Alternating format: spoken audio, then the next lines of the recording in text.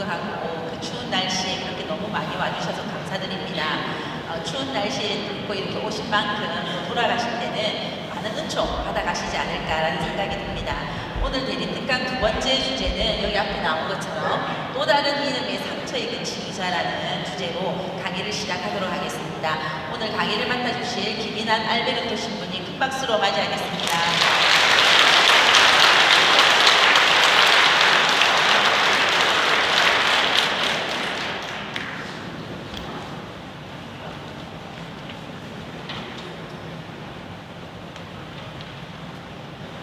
찬미 주님, 아직까지 적응이 안 되네요. 제가 아직 못 배워가지고, 맞습니다. 제가, 한 주간 잘 지내셨습니까? 네. 지난주 강의 기억나십니까? 네. 부족한 얘기들이었습니다. 아시다시피, 개떡 같은 얘기도 찰떡같이 알아들으시면, 여러분 안에 있을 것 같습니다. 중앙성당을 보면 제일 좋은 것 중에 하나가 신부님들이 제일 행복해 보여요. 제가 남천성당에 있었거든요. 예전에 신부 4명이서 살았습니다. 그때 우리 신부님들이 함께 얘기했던 게 뭐냐면 우리의 가장 큰 목표는 우리끼리 행복하게 지내자. 우리끼리 재밌게 행복하게 지내는 모습을 보면서 사제가 그런 얘기 하잖아요. 신자 여러분 서로 사랑하세요 라고 했는데 신자들한테 느그나 그래라 이러면 안 되잖아요. 그래서 우리끼리 재밌게 지내자, 행복하게. 지금 중앙성당 사제단을 보면서 그런 느낌이 듭니다. 화목하고 서로를 바라보는 눈빛들도 많고 그런 모습을 보면서 저는 보게 됩니다. 지난주에 했던 거 기억나시죠? 제 친구 스님 얘기하면서 우리가 신앙을 갖고 살아간다는 건 우리 믿음이 성장한다는 건 내가 얼마나 성찰하는 거예요. 실제로 성찰하지 않으면 그냥 흘러가게 됩니다. 신앙생활이 오래됐다 그래서 믿음이 더 뛰어나다고 말할 수 없습니다. 사제인 저도 로만 칼라를 하고 있다 뿐이지 여러분보다 믿음이 뛰어나다 자신할 수 없습니다. 그래서 어떻게 우리가 그것을 멈춰야 될지, 그래서 제가 지난번에 얘기했던 게 이 영성에 대해서 얘기했습니다. 영성이 뭐냐면 우리를 움직이는 힘, 정신, 우리를 살게 만들어주는 힘. 우리에게는 그럼 이 영성이라는 게 있는가 생각해 보는 것. 제가 지난주에 강의를 하고 나가는데 한 자매님이 저한테 한 말씀을 하시더라고요.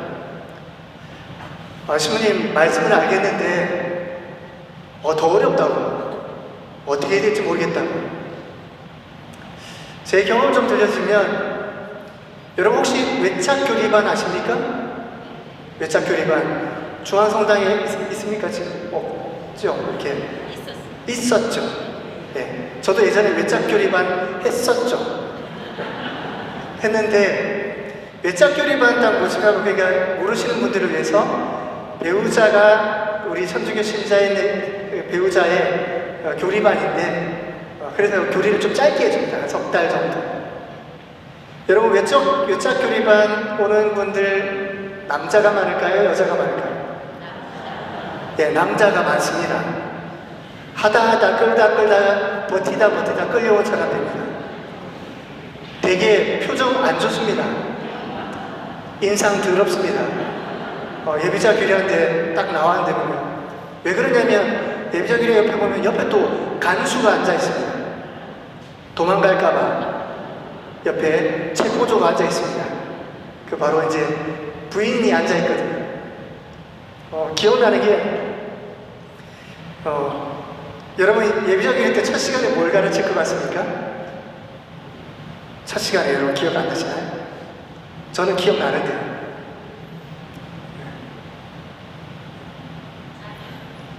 성호경 끊는, 딱 성호경 끊는 거 했는데 소고기 끄는 걸 딱 가르쳐 주니까 아무래도 기분 안 좋은 앞에 있는 어떤 분이 딱 저를 째려보면서 신부님, 내가 그런 것도 모를 줄 압니까?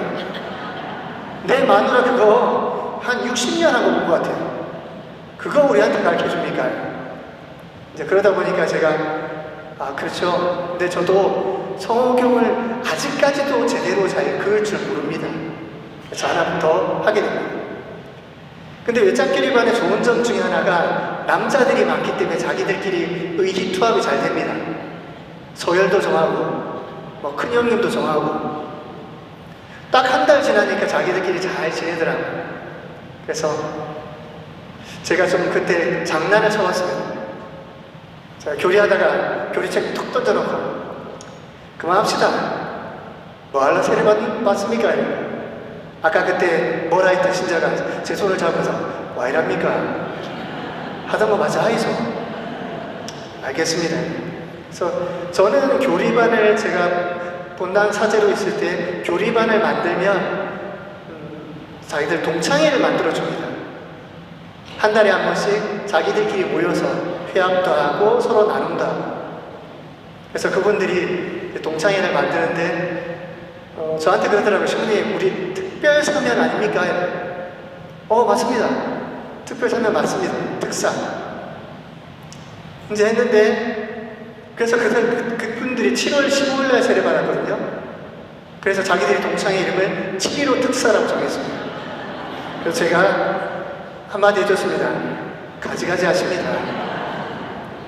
근데 제가 그 세례를 줬던 아까 그분이 그때 당시 나이가 80에 가까웠습니다. 딱 세례받은 지 딱 한 달 지나고 저를 찾아왔습니다. 신부님, 드릴 말이 있습니다. 그 내가 뭔데요? 대뜸 저한테 그러는 겁니다. 신부님, 세례받은 거 물리주의소. 그래서 제가 당황하지 않고 고객님, 반품이나 교환 안 됩니다. 안 됩니다. 그래서 제가 인증 책임자니까 뭐 불편한 거 있으면 제가 들어주겠다고. 그래서 저한테 이게 들려줬던 말이 그 말이었습니다. 신부님, 세례 받으면 아주 좋을 줄 알았습니다. 편하고 행복하고 막 이렇게 기쁨만 넘칠 줄 알았는데, 근데요, 불편해 죽겠습니다. 뭐가 그리 불편하던가요? 그냥 옛날에는 그냥 했던 일인데 갑자기 교리 시간에 들었던 말이 생각나고 강론 때 신부님 말들이 생각나니까 더럽게 불편합니다. 그래서 제가 뭘 했냐면, 불행합니까? 신부님, 아니요. 그래서 제가 제품 하나 잘 만들었네요. 80평생 예수님 모르고 살았던 사람이 이제 예수님을 알게 됐는데 예전과 똑같겠습니까? 아닙니다. 힘듭니다. 부딪힙니다. 왜냐하면 저도 제 기억이 있기 때문입니다. 제가 이제 지난번에도 말씀드렸지만 저는 한동안 고해성사를 은퇴 신부님들한테 고해성사를 받거든요. 은퇴 신부님들한테 고해성사 보면 후나 윽성깁니다. 근데 이제 신부님한테 이제 젊으니까 이렇게 막 마음에 부대낌이 많았던 겁니다. 그래서 그때 신부님 지금 돌아가셨지만 85인가 그러셨는데 고해성사 보고 나서 신부님한테 물어봤습니다. 신부님 연세쯤 되면 좀 편해집니까? 그 신부님이 시익 웃으면서 아니, 지금도 힘들어 죽을 것 같다. 근데 네가 잘 살고 있는 거다. 사제답게 살라 그러니까 부딪히는 거다. 어쩌면 우리가 가는 게 예수님께서 말했죠. 예수님께서 우리에게 평화를 주러 오는 것이 아니라 칼을 주러 왔다 그랬습니다. 그러나 이것이 우리 마음을 불편하게 만드는 칼은 아닙니다. 내가 어떻게 하면 그분의 길을 살아갈 수 있는가 성찰하고 바라보는 것. 자, 자, 우리는 이 대림 시기를 지나고 있습니다. 그러면 예수님께서 만약에 예수님이 이 땅에 오신다면 어떤 모습으로 오겠습니까? 가장 작고 약한 모습으로 오신다고 했습니다. 그렇다면 그 예수님을 바라볼 눈이 우리에게 있어야 됩니다. 2000년 전의 사람들도 그것을 알아보지 못했습니다. 근데 우리가 우린 그냥 마음을 평화롭게만 하고자 하는 건 우리들의 신앙과 같지 않습니다. 그러면 불교에서 명상하는 거나 요가하고 이런 것과 우리 신앙과 똑같은가요? 우린 그렇지 않습니다. 우리는 그분을 통해서 깊이 어떻게 살아가는지를 끊임없이 바라보는 사람들입니다. 여러분 알다시피 평화가 히브리 말로 무슨 말입니까? 잘 아시죠? 뭡니까? 샬롬. 샬롬을 평화라고 얘기합니다. 근데 이 샬롬이 원래 가진 뜻은 그냥 아무 일 없고 그냥 마음 편하고 행복한 것을 이야기하지 않습니다. 히브리 말의 샬롬은 갈라져 있던 것을 다시 이어줬을 때, 그리고 상처받고 아팠던 것을 다시 회복할 때 얻게 되는 평화입니다. 그래서 우리가 지금 오늘 주제는 상처 입은 치유자라는 제목을 하고 있는데, 상처 입은 치유자 누구의 별칭입니다. 별명입니다. 누군지 아십니까? 누구겠습니까? 상처 입은 치유자?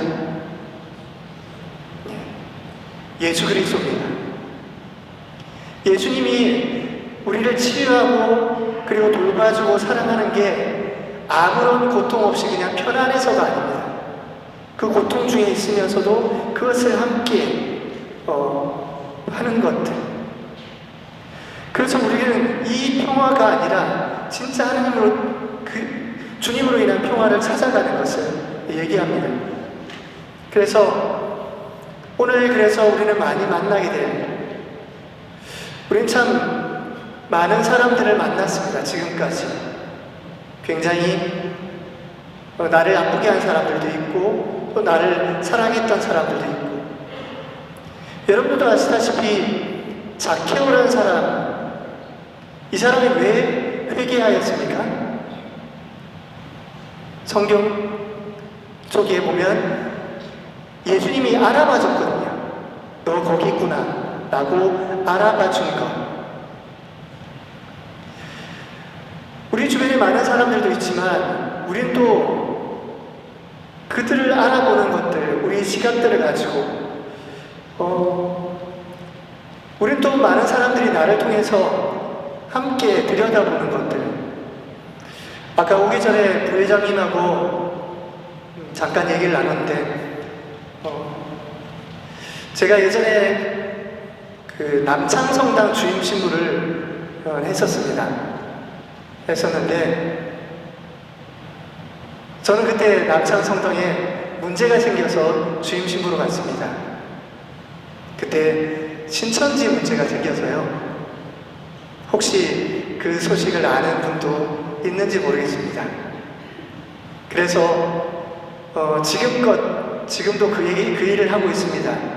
신천지에 빠졌거나 다른 종교에 빠졌다가 되돌아온 분들을 상담해주고 함께 돌보는 일을 합니다. 제가 함께 만났던 젊은 친구 가운데 한 친구가 기억이 납니다. 신천지에 5년 있다가 천주교로 되돌아왔습니다. 제가 그 친구한테 물어봤어요. 거기 왜 그렇게 오랫동안 있었어요? 라고 물어봤는데 그 젊은이가 저에게 대답한 건 그랬습니다. 신부님, 거기가 잘못된 거 알아요. 근데요, 성당 가면 아무도 나를 거들떠보지 않아요. 그냥 한심한 젊은이, 그리고 그냥 노는 거 좋아하고 그런 사람들. 근데 거기에 그 사람들은 내가 힘든 거에 관심 가져줬어요. 그리고 나에게 눈길을 많이 줬어요. 그래서 그렇게 거기에 오래 있을 수가 있었다고 얘기를 하더라고요. 어쩌면 우리를 통해서 누군가가 회복되는 것을 본 적은 있으신가요? 나 때문에 누군가 위로를 받는가? 오늘 그래서 상처 입은 치유자는 예수님의 얘기도 하지만 우리들의 얘기이기도 합니다. 아팠던 경험이 없는 사람은 아무도 없습니다.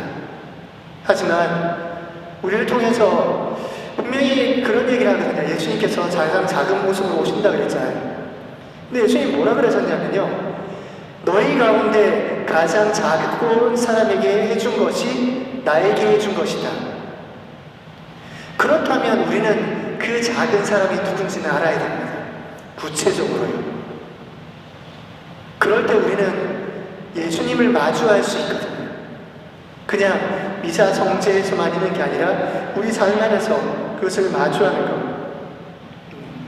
그래서 우리는 바로 이 상처 입은 치유자로 오늘 한번 우리의 삶도 좀 들여다보고 우리가 다른 이를 바라보는 눈빛도 함께 다시금 좀 나누고자 얘기를 좀 던져봅니다. 여러분, 가톨릭 교회는 성선설일까요? 성악설일까요? 여러분이 보기에 성선설일까요? 원죄를 생각하면 성악설에 가깝겠죠. 성악설. 네. 근데 물론 우리들의 신앙을 성선설, 성악설에 가둘 수 없습니다. 네. 그래서 실제로 보면 뭐 그런 얘기를 하거든요. 원죄에 대해서 얘기를 하지만 아시아 신학자들이 제일 많이 하는 것 중에 하나가 원복을 얘기합니다. 원죄가 아니라 원복. 우리는 원복을 가지고 태어났다라고 신학자들은 얘기를 합니다. 여러분, 하나님께서 우리를 만드시고 나서 세상을 만드시고 하신 말씀이 뭐죠? 보신이 좋았다. 이런 얘기 하죠. 보신이 좋았다. 이런 뉘앙스가 아닙니다. 지난번 사순인가요? 염천우 신부님 오셔서 특강하셨죠? 네, 제 동기 신부님입니다. 네. 근데 내가 물어봤습니다. 보신이 좋았다. 이 어감이 뭐냐? 그 얘기를 하니까. 여러분, 집안에 아이들 태어났을 때 어떻게 하세요? 그렇게 합니까? 보기 좋네. 막 개왔네. 이렇게 하십니까? 안 그러죠. 아이고, 이거 이뻐라. 이게 어디서 태어났을꼬? 바로 이 감탄입니다. 바로 감탄입니다. 하나님께서 우리를 내시고 나서 감탄하셨다. 이것을 원복이라고 합니다. 하나님께 해주는 그 감탄. 하나님이 해주는 이 감탄은 어떠한 경우에도 훼손되지 않는 하나님의 축복입니다. 보기 좋았다. 우리가 어떤 상황이든 어떤 잘못이 있건 어떤 문제이건 이것은 취소되지도 않고 훼손되지 않습니다. 그래서 보면 여러분, 성선설이라는 걸 보면 제가 좋아하는 시인 중에서 한민복이라는 시인이 있거든요. 성선설이라는 시가 있는데 제가 정확한 기억인지 잘 모르겠지만 한번 보면은 그 시가 어떤 시냐면요, 우리의 손가락이 10개인 것은 어머니 뱃속에서 몇 달 은혜 있나 기억하려는 태아의 노력인지도 모른다. 솔직히 저는 이게 뭔 말인지 못 알아들었습니다. 애를 안 낳아가지고. 그러니까 인간의 손가락이 10개인 건 어머니 뱃속에 10달 동안 감사하고 은혜 입는다는 것들을 얘기합니다. 근데 이 축복은 우리에게만 있는 게 아니라 다른 사람에게도 함께 있는 겁니다. 하나님의 이 훼손되지 않는 축복이 그 사람 안에 머물고 있다는 거예요.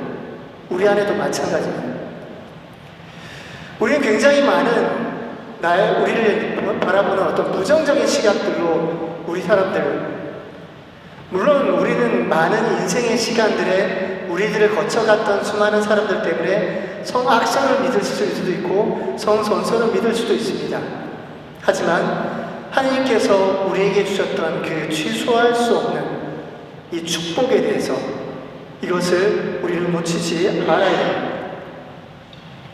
그래서 하나님 보시기에 참 좋았다 라고 얘기를 하는데, 그래서 저 그게 보면은 지금 많은 수도원에서 그런 얘기를, 그 수녀원에서 스님들 그런 얘기 하거든요.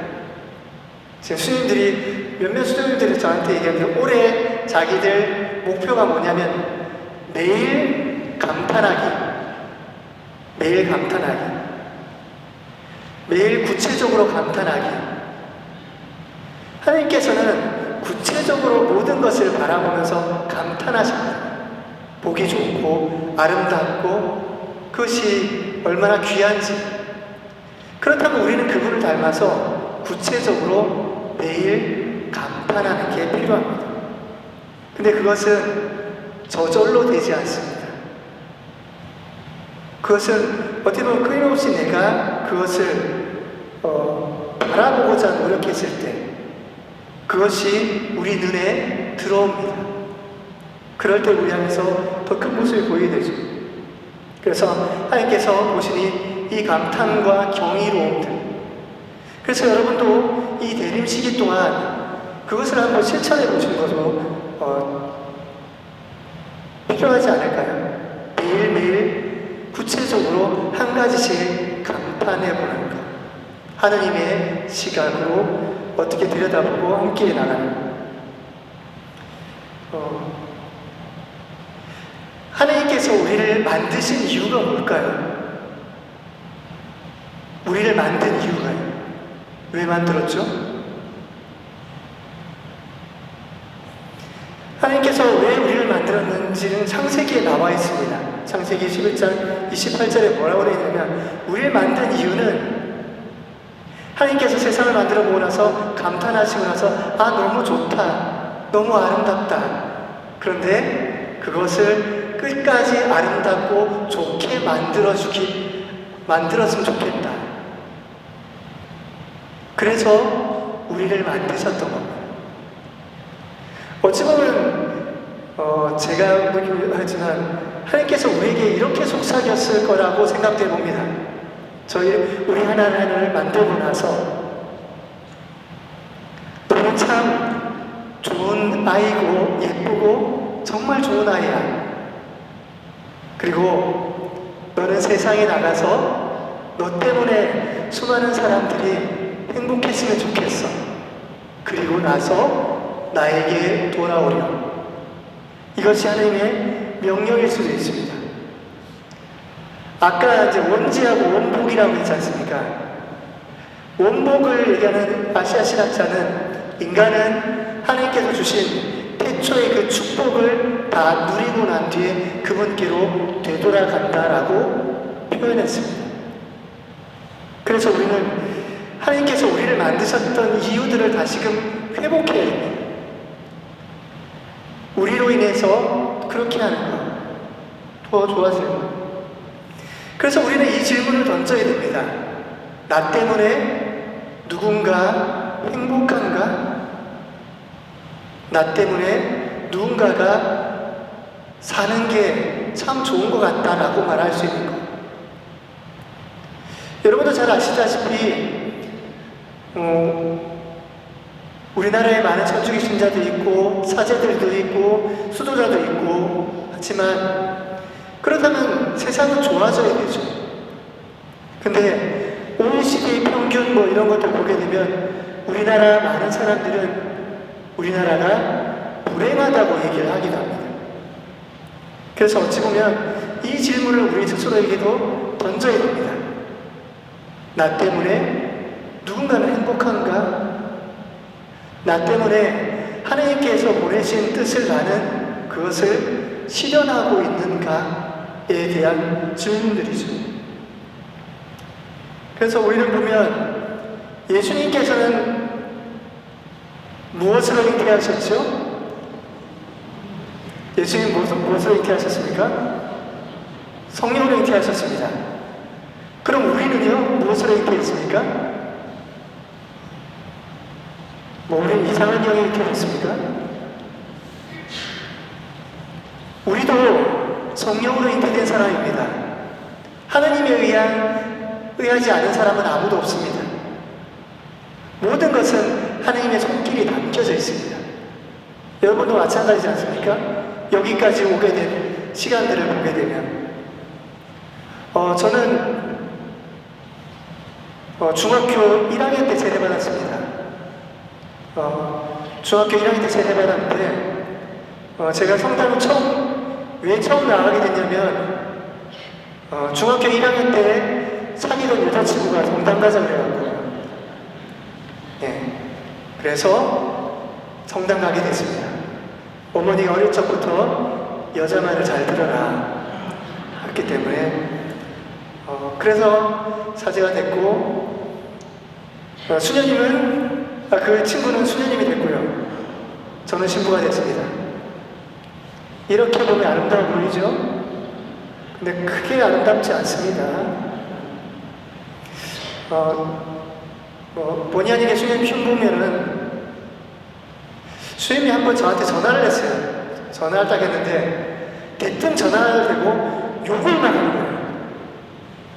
욕을 막 하더만 나중에 전화를 딱 끊고 나서 다시 전화가 왔길래 수녀님한테 물어봤어요. 왜 그랬어요? 수녀님 저한테 답하기를 내가 같이 사는 신부님한테 욕을 하고 싶은데 직접은 못하겠고 신부님한테 대신한 거라고. 그래서 제가 잘했다고 다음에 또 그럴 일 있으면 내한테 하라고. 그리고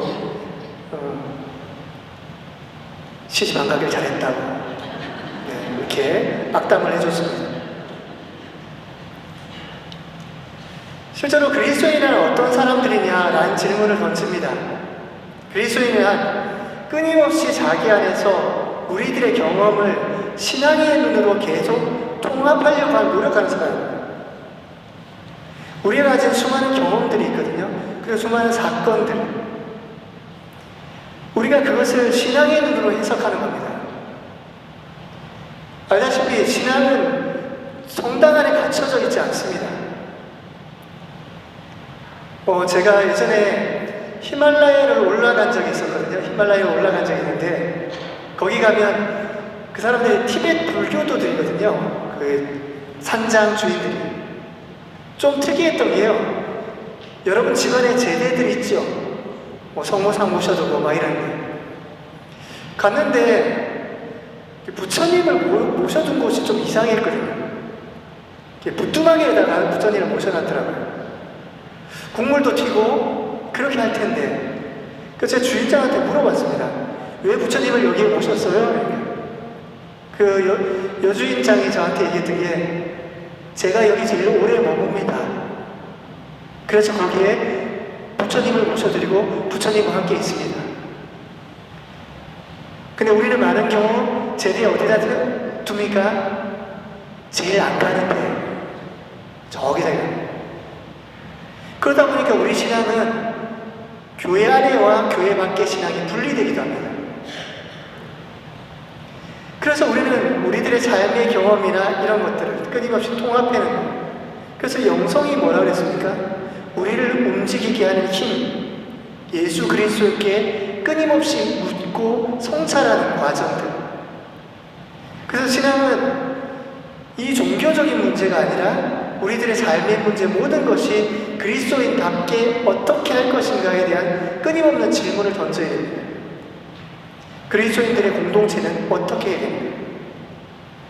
그리고 그렇게 어떻게 해나갈 때 그리스도인다운가를 끊임없이 내 안에 통합하려고 끊임없이 노력하는 사람입니다. 그래서 이제 제 어머니 얘기를 좀 들려드리면요. 어머니가 이제 저희 어머니가 제가 한번 옛날에 제 어머니 흉이 아니죠. 어머니하고 얘기하다가 제가 막내 아들이거든요. 그래서 어머니랑 잘 놉니다. 제가 어느 날 휴가 때 어머니 집에 들렸는데 잠을 자고 있는데 어머니가 미사는 하고 싶고 성당 가기 귀찮은데 신부는 와 있고. 그래서 제가 딱 그 자고 있는데 어머니가 신부님 미사 좀 해주세요. 제가 휴가 중입니다. 그래서 아니 그래도 미사 좀 해주세요. 그러니까 전방 문 닫았어요. 그래서 계속 이제 귀찮게 막 하길래 그러면 어머니 미사 예물이 필요합니다. 뭘로 하랍니까? 짜장면을 그럼 시켜줄게요. 아니 아들이 그거밖에 안 됩니까? 그래서 어머니 계속 이제 이렇게 잠깐 그러길래 제가 어머니한테 자꾸 그러면 강론을 1시간 합니다. 네, 어머니 한마디에 저는 미사를 할 수밖에 없어서 하든지 말든지 난 잠들지 지 혼자 떠들든지. 근데 어머니가 이제 중풍이 있으시거든요. 어머니 흉 하나 더 보면요, 어머니랑 가끔 우리나라 고유 노래를 단둘이 할 때가 있습니다. 맞꽃이거든요. 두 줄이 앉아하고. 어머니가 중풍이 있으시고 어머니 88손이시니까 여러분이 생각해도 누가 돈을 따겠습니까? 제가 따지 않겠습니까? 근데 저번에 어머니가 갑자기 화투 끝나고 난데 신부가 중풍 병자의 돈을 갈취하고 잘 먹고 잘 살으라고. 제가 아니 여기에 신부가 왜 나오고 중풍병자가 정정당당하고. 제가 어머니한테 그런 얘기를, 어머니가 중풍을 제가 새신부 때 한 22년 전에 중풍으로 쓰러졌는데 어머니가 제게 그런 얘기를 했어요. 신부님, 중풍은요 제게 나이 먹고 찾아온 하느님의 은총입니다. 하느님이 제게 무엇을 주셨는지 많은 걸 알게 됐습니다. 그래서 제가 어머니한테 엉덩이를 톡톡 치면서 아이고 철들었네 했는데 왜 이야기를 들려드리냐면요, 이 사람이 신앙인인가 아닌가를 구분짓는 여러 가지 지점이 있겠지만 제일 중요한 지점 중에 하나는 은총을 아는가 모르는가입니다. 어머니가 중풍은 세상의 눈으로 벌받은 겁니다. 그리고 나쁜 거라고 얘기해요. 하지만 그것도 그 신앙인의 눈으로 보면 그것이 하느님의 선물임을 알게 됩니다.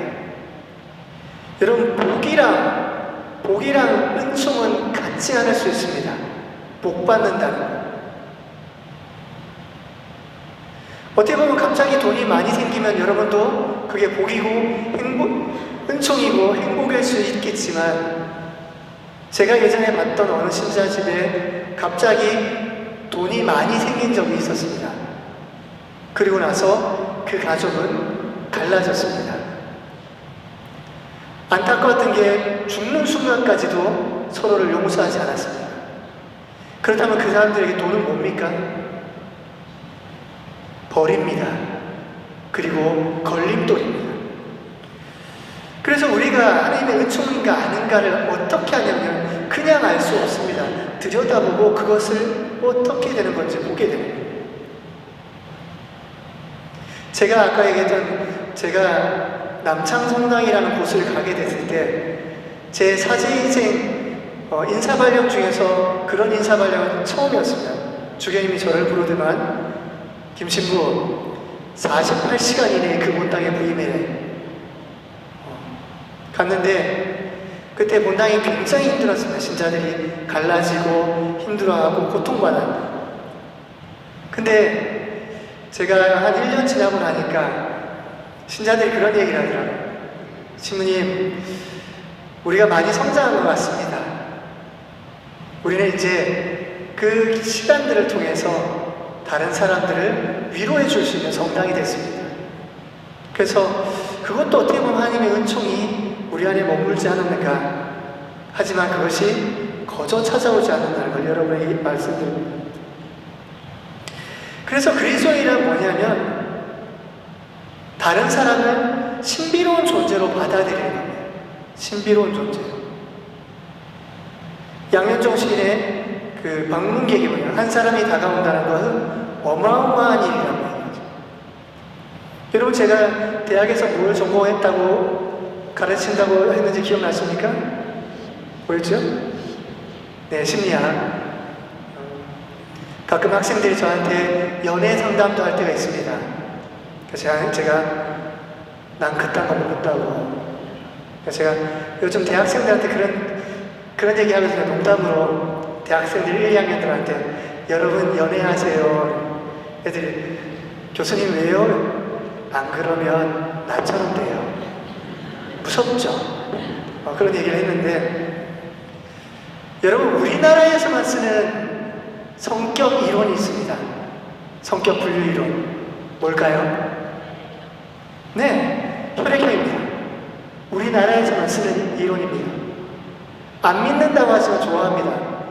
여러분이 보기에 제 혈액형이 뭘까요? 네?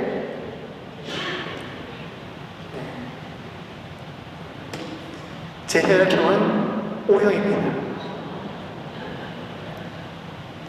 눈빛을 보니까 약간 이상하게 쳐다보는 게. 근데 사람들이 이 혈액형 이론을 안 믿는다 하지만 좋아합니다. 왜 좋아할까요? 혈액형 이론을, 아니면 요즘 젊은이들 MBTI 되게 좋아합니다. MBTI 이론 좋아하는, 왜 좋아할까요, 이걸? 터무니없을 수 있잖아요, 혈액형 이론. 인간의 성격이 4가지일까요? 아니지 않습니까, 여러분? 여러분도 알다시피 뭐 지랄 맞은 성격도 있고 양아치도 있고 뭐 다양하잖아요. 근데 왜 이 성격 이론을 좋아할까요? 왜냐하면 우리는 뭔가를 규정시키는 걸 되게 좋아합니다. 쉽습니다. 우리 삶을 살아갈 때 제일 쉽게 사는 방법은 편견을 아주 많이 가지고 있을 때입니다. 저 사람 나쁜 사람, 저 사람 좋은 사람, 저 사람 싫은 사람, 저 사람 안 보면 되는 사람, 끝납니다. 근데 언제 제일 힘들어집니까? 이해하려고 할 때요. 사람들은 이 이해하려는 게 어렵기 때문에 편하게 하고 싶은 겁니다. 여러분, 자식 키울 때 왜 힘듭니까? 자식 키울 때 보면 진짜 마음 같았으면 지기볼까 이거. 그런데 내 새끼잖아요. 쟤가 왜 이러지? 라고 이해하기 시작합니다. 그런 순간 내 마음은 아프지만 그를 이해하고 그를 받아들이게 됩니다. 그러니까 우리는 애초부터 누군가를 받아들이기 어렵게 하는 이런 것들에서 우리는 넘어가게 됩니다. 그래서 우리는 다시금 이런 마음들을 회복해야 됩니다. 막말로 나도 나 자신 잘 모르겠잖아요. 내가 왜 그러는지 나도 몰라요. 근데 다른 사람도 마찬가지입니다. 다른 사람도 그래서 신비로운 존재로 받아들이는 겁니다. 우리는 아까 얘기했잖아요. 하느님의 감탄이 묻어있는 사람들입니다. 전부. 그렇다면 우리는 그들을 어떻게 내 안에서 받아들이고 그것을 함께하는 거예요. 실제로 아까 전에 제가 했던 그 청년은 그냥 그렇게 이 편견들 가운데서 멀어졌던 사람이라고 볼 수가 있겠죠. 그래서 우리는 신비를 다루는 존재입니다. 신비. 사크라멘토이 뭐냐면 성사입니다. 성사로 보면 눈에 보이지 않는 것을 눈에 보이게 만들어주는 게 성사입니다. 눈에 보이지 않는 게, 실제로 이 세상은 성사로 가득 차 있습니다. 어찌 보면 오늘 신부님이 하셨던 미사도 성사고, 내가 건넸던 따뜻한 말도 눈에 보이지 않는 하느님의 따뜻함을 다른 사람에게 건네는 겁니다. 그리고 인사하고 함께하는 것들, 이런 것들을 그래서 우리는 인간에 대한 기본적인 희망을 갖고 살아가는 존재들이라는 것을 얘기하거든요. 그래서 여러분도 아시다시피, 그래서 우리가 이 관계들 안에, 제가 이 사진을 좀 띄웠는데 옛날에 어느 신자가 저한테 와서 그 얘기를 하더라고요. 신부님, 영화 속이나 드라마 속은 김남길이나 강동원이 신부님으로 나오는데 현실은 왜 이따입니까? 그래서 저도 좀 짜증나서 받아쳐줬습니다. 네, 영화 속에 신자석에 김태희가 앉아 있습니다. 서로 힘듭니다. 참고 삽시다. 이런 얘기를 했는데, 좀 다른 얘기가 아니라 저는 대학에 좀 오래 있었습니다. 그러니까 저를 부르는 호칭들이 대부분 다 뭐 교수님 아니면 김인환 신부님 이렇게 불렀는데, 그리고 오랜만에 본당 신부로 딱 갔는데 신자들이 저를 이렇게 부르는 거예요. 뭐라고 불렀을까요? 저를 뭐라고 불렀을까요? 저는 솔직히 이 첫 마디 듣고 오랜만에 들었지만 이 말을 듣고 울었어요. 혼자 눈물이 나가지고. 우리 신부님이라고 하는데, 그때 제 마음이 뭐였냐면, 난 이 사람들에게 특별한 사람이구나, 중요한 사람이구나, 그리고 그런 거잖아요.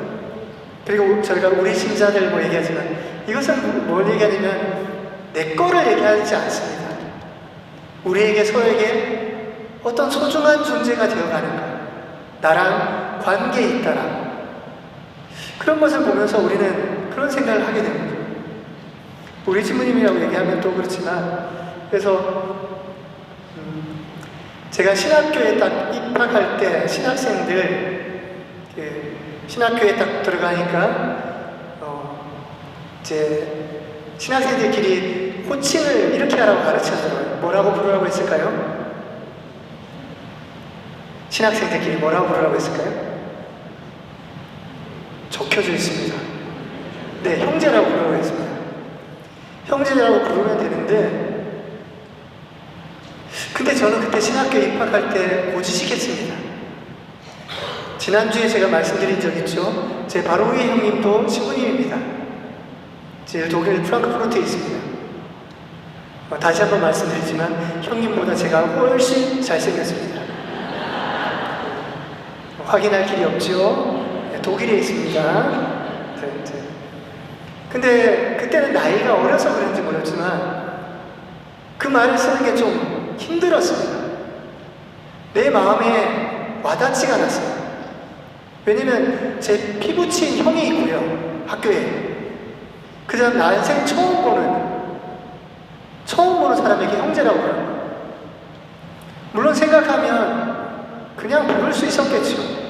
근데 저는 형제를 안 느껴지고 그냥 형식적인 말 같고, 그래서 그게 나를 형제라고 부르는 게 이게 너무 힘들더라고요. 근데 어느 순간 이 형제라는 말을 신학생들이 왜 형제라고 부르게 했을까요? 같이 사제될 사람이니까? 알다시피 조폭도 브라더, 형제라고 부릅니다. 여러분도 알다시피 조폭과 신부들의 공통점 알고 계시죠? 검은 옷을 입는다, 나아바리를 갖고 있다, 또 뭐 있더라요? 모르겠습니다. 근데 그때 어느 순간 알게 됐던 것이 왜 형제라고 부르라고 했냐면, 예수님께서 너희가 나를 따라오려면 내 형제, 부모, 가족을 버리고 떠나라고 말씀하셨습니다. 이 말은 진짜 버리라는 얘기가 아니죠. 그건 뭐냐면 내가 생각했던 가족, 내가 생각했던 형제를 깨뜨리라는 겁니다. 세상이 각박하고 암울한 이유가 뭐냐면 내 새끼, 내 가족, 우리 것만 있기 때문입니다. 하지만 예수님께서는 그것을 깨뜨리고 관계를 확장하라고 하죠. 그래서 오늘 성 프란치스코 성인이 그런 얘기를 했거든요. 형님인 태양과 누님인 달, 그리고 내 죽음인 둘이. 그래서 우리는 그 끊임없이 그것을 확장해 나가는 것이 우리에게 그 길들이 보여지고 하나님의 사람들을 만나게 됩니다.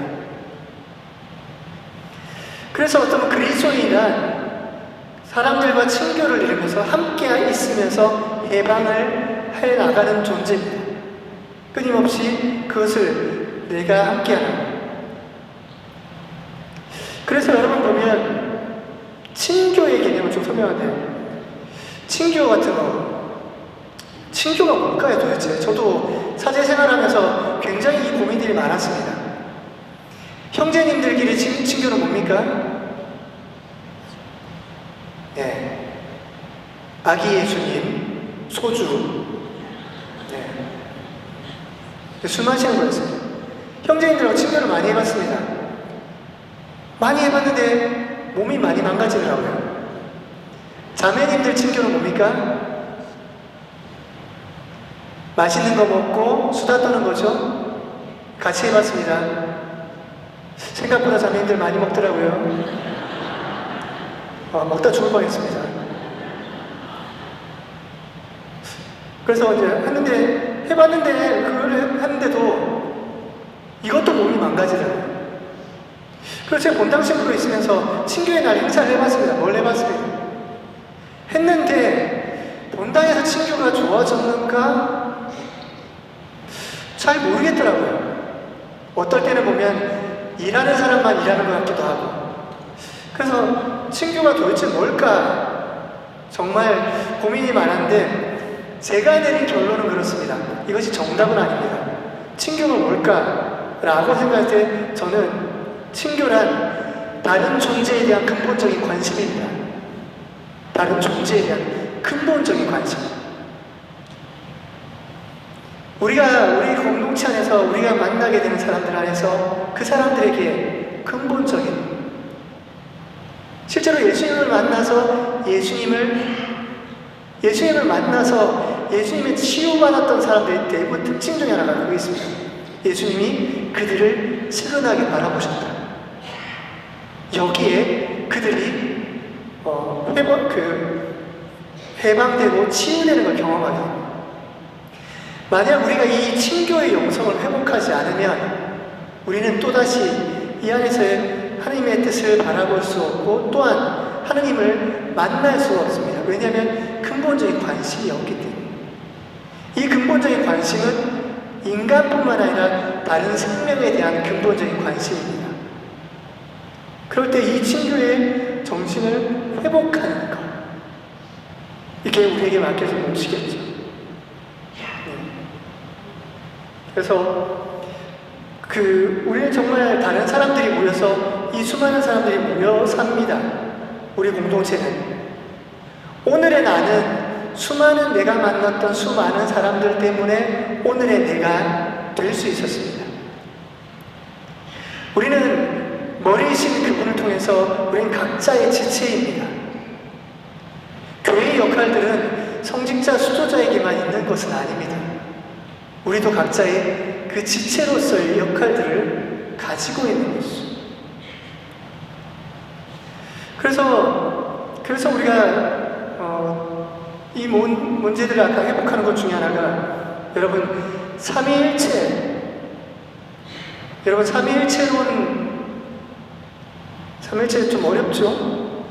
네, 제가 삼위일체 신학교에서 보면 한 학기 동안 삼위일체를 이렇게 배웁니다. 제가 신학생 때 기억나게 한 학기 동안 삼위일체론을 배우고 나서 내린 결론이 그거였습니다. 뭔 말인지 모르겠다. 근데 제가 신학생 때 여러분 신학교정 와보신 적 있죠? 부산 신학교 오면 스테인드 글라스가 막 있거든요. 거기 보면 성부, 성자, 성령 그 스테인드 글라스가 있습니다. 근데 제가 신학생 때 제일 묵상하다가 제게 가슴 가득히 와닿았던 교리가 삼위일체였습니다. 뭐였냐면요, 그때 묵상하다 제 마음에 울렸던 게 뭐냐면 얼마나 사랑하면 하나라고 말할 수 있을까? 성부, 성자, 성령이 전혀 다른 분인데 온전히 하나가 되는 것. 아까 제가 이렇게 말씀드렸죠? 예비적 우리가 성경을 긋는 게 무엇인가? 성경을 긋는 게 단지 삼일체 신앙을 고백하는 게 아니라 성부, 성자, 성령의 일치의 그 사랑의 일치 안에 우리도 거기에 들어가는 겁니다. 끊임없이 우리도 거기 안에 머물러 있는 것. 그것이 우리에게 담아가는 것. 그래서 제가 입자한테 그런 얘기를, 저도 삼일째 성경을 이렇게 오래 끊지만 아직도 그 의미를 잘 모르겠다라고 얘기를 하는 것도 바로 그런 겁니다. 얼마나 사랑하면서 그럴 수 있을까? 여기서 아까 얘기했던 친교의 영성의 가장 정점에 올라있고 핵심이 바로 이 삼위일체 신앙입니다. 내가 다른 존재에 열려있고 그들과 하나 되는 그 안에 머물러 있는 것. 그럴 때 우리는 본래의 신앙을 회복할 수 있습니다. 그래서 아까 제가 얘기했지만 제 바로 위에 형님이 신부님인데 저랑 2살 차이 납니다. 형이 신학교 들어가고 나서요, 이제 신학교 들어가서 볼 수가 없으니까 형하고 저하고 편지를 자주 주고받았습니다. 한 달에 한 4통씩 서로 주고받았습니다. 한 번 편지 쓰면 한 6장, 7장 막 적고 그랬거든요. 물론 나중에 후회도 했습니다. 그때 아가씨랑 편지를 주고받았어요. 형이랑. 그때 형이 저한테 1학년 때인가 저한테 편지 써줬던 게 여러 가지가 기억나는데, 감동적인 얘기들도 몇 가지 있었는데, 뭐 그 얘기는 하고, 딴 얘기는 형이 저한테 그런 얘기를 했어요. 동생아, 나는 왜 세상이 안 망하는지 요즘 고민이야. 왜 세상이 안 망하지? 지금 봐도 하루라도 하루 일어나는 일들을 보면 인간 세상은 진짜 멸망해도 아무런 뭐 이상할 것이 없는데 왜 안 망하지? 그러다가 형이 뭐 얘기하다가 그 편지에 그 답을 찾았어. 그게 어디냐면, 여러분 소돔과 고모라 얘기 아시죠? 소돔과 고모라 들어보셨죠? 네, 성당 다니시죠? 네. 이제 하는데, 이제 소돔과 고모라에 아브라함과 하느님과의 대화가 있습니다. 소돔과 고모라를 멸한다니까 아브라함이 의인 몇 명만 있으면 멸망하지 않겠습니까? 라는 얘기를 해요. 이른바 하느님과 아브라함의 조부 사건입니다. 아브라함이 조부 치는 사건인데요. 그때 뭐냐면 하느님이 50명이면 멸망하지 않겠습니까? 그래, 멸망하지 않겠다. 40명이면 멸망하지 않겠습니까? 얘기를 하는데 마지막에 10명 때문에 10명까지 내려갔습니다. 그러면서 형이 저한테 건넸던 말이 그거였습니다. 세상 위에 멸망하지 않을까? 그것은 의인 10명이 이들 가운데 있기 때문이다. 그러면서 저에게 덧붙였던 얘기가 그거였습니다.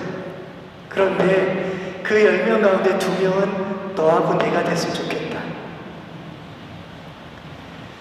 그래서 어떻게 보면 여러분도 그 의인의 행렬에 동참할 수 있어요. 여러분 보면 이 중앙성당 공동체가 할 수 있었던 것도 바로 의인들이 있었기 때문에, 그래서 우리가 그것을 통해서 우리가 해야 될 역할들이 뭔지 들여다보는 게 필요합니다. 그래서 좀 넘어가겠습니다. 제가 좀 많이 했네요. 그래서 제가 교황님의 어떤 회칙, 기뻐하고 즐거워하여라 라는 회칙의 영상을 좀 잠깐 한번 보고자 합니다.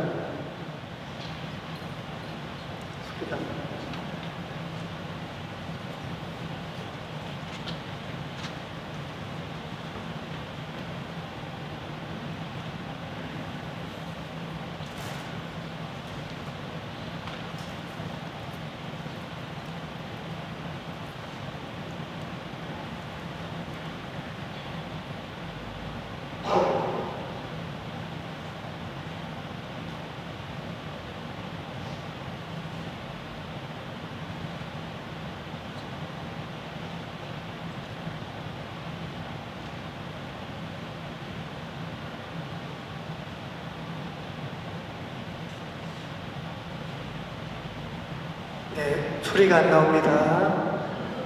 네. 그러면 이제 마지막 장면으로만 넘어가겠습니다.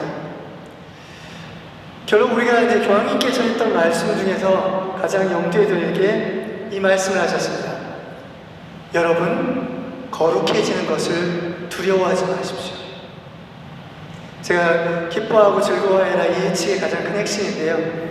우린 대부분 다 아까 했지만 스스로 안에 정체되어 있습니다. 뭐 내 사는 게 다 그렇지 뭐 고만고만하게 살면 되지. 근데 이 거룩해지는 것은 아까 말씀드렸지만 이 영성은 교회 안에 갇혀있지 않습니다. 거룩함의 것은 내가 만나는 어느 교우에게 따뜻한 인사 건네주는 것, 미소로 함께 해주는 것, 어르신들을 공경하는 것, 아이들을 잘 돌보는 것, 그리고 유머를 잃지 않고 그들에게 다가서는 것. 하나님 예수님은 우리의 함께 동반자십니다. 그래서 우리가 해주는 이 거룩해지는 거의 영역은 무수히 우리 삶들 안에 머물러 있습니다. 그래서 이번 대림을 지내면서 아까 영성과 성찰을 얘기하면서 나를 통해서 만나게 될 수많은 사람들에게 위로가 될 수 있는 것. 우리는 다 상처 입은 치유자입니다. 그리고 또한 그래서 우리는 우리들의 영성이나 신앙이 대단히 거대한 걸로 생각합니다. 그렇지 않습니다. 아주 작은 것도 담겨져 있습니다. 예수님도 그렇지 않습니까? 자케오를 그냥 바라봐주는 것만으로도. 그래서 우리 작은 행동 하나하나를 거룩하게 만드는 것. 그것이 우리를 살게 만들고 또한 그를 통해서 또 다른 예수님을 만나게 되는 사람들이 될 수 있을 것 같습니다. 네, 여러분이 들어봤지 알겠지만 말의 깊이가 전혀 없죠? 그게 아니라 그래서 여러분에게 이렇게 하자는 게 아니라 지금 대림 시기 때 묵상해야 될 주제들을 몇 가지 여러분에게 던져주고 싶었습니다. 그래서 이 시기가 지난번에 얘기했지만 어린아이가 엄마를 만나기 위해서 한 걸음에 달려와 있듯이 그래서 우리의 시간들을 조금 더 깊게 기도해서 보고 이번 대림 시기는 조금 다른 내 삶을 거룩하게 하고 또한 우리를 통해서 만나게 된 수많은 사람들이 예수님을 만날 수 있도록 함께 할 수 있도록 노력했으면 좋겠습니다. 마침 기도 영광스러워 마치겠습니다. 성부와 성자와 성령의 이름으로 영광이 성부와 성자와 성령께 성부와 성자와 성령의 이름으로 수고하셨습니다.